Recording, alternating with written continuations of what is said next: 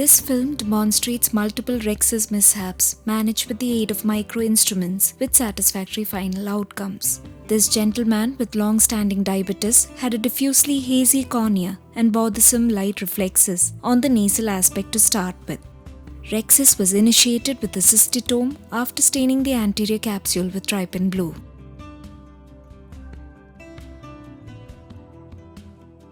Early on, the usually inactive central end of the anterior capsular flap showed an unplanned peripheral extension. That put us on guard, and subsequent handling of the active advancing point of the Rhexis was performed with utmost care. Further maneuvers should ensure that the two edges don't unite and the central edge show no further extension. Despite all measures, the capsular tear tended to run out of control when it approached the nasal side, where the view was further compromised by annoying light reflexes. So without losing much time, a cohesive OVD was injected peripheral to and then around the capsular flap to deepen the anterior chamber. Hereafter, we plan to continue the Rhexis with micro-Rhexis forceps approaching from the side port in a near-closed chamber environment.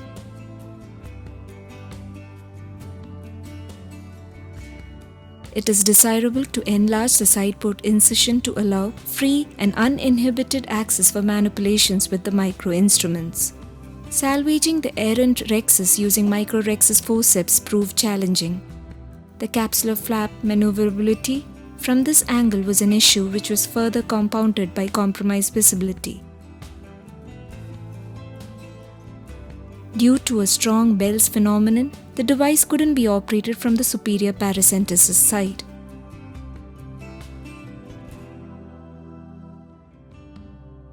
So we decided to start afresh, initiate a new Rhexis working from a virgin area. The micro-Rhexis scissors was introduced through the corneal incision to nick the capsulotomy edge. Then forceps was employed to continue with the Rhexis, but this time in the opposite direction, that is clockwise. For ergonomic reasons, the micro forceps was redeployed from the side port to continue the Rhexis. The plan was to tear the capsule so as to bring it from outside, around the extent of the previous Rhexis.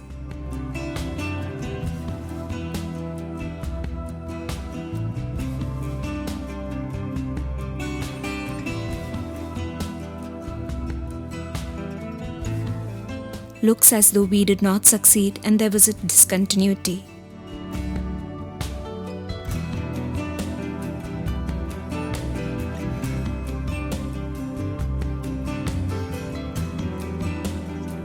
The second mishap occurred when we attempted to enlarge the capsular opening and the micro scissors made an unplanned movement as the capsule margin was being incised. A radial capsular tear appeared on the margin.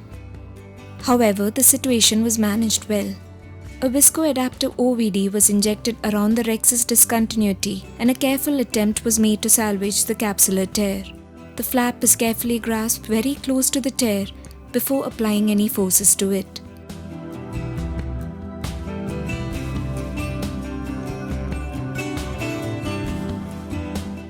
It is important to note the direction of the pull is almost 180 degrees from the direction in which the flap is proposed to be torn. Once the flap was retrieved, further tearing took place in a standard manner and the anterior capsular opening was enlarged as per plan.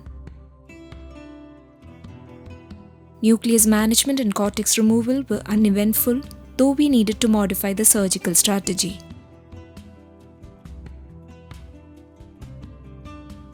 If we carefully examine the capsular bag, Rhexis is found to have extended to the periphery in the infronasal aspect. However, the tear has stopped short and there isn't any wraparound extension into the posterior capsule.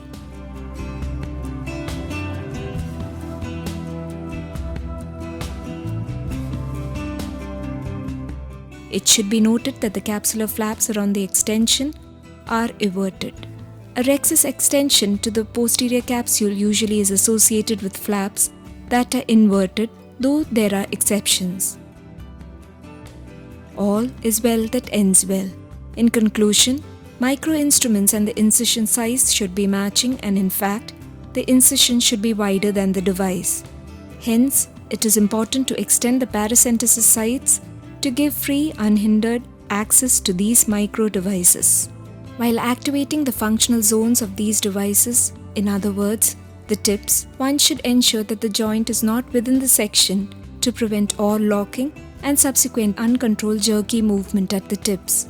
Rhexis extension is not always a contraindication for phaco, which can still be continued by experienced surgeons with an appropriate strategy adaptation.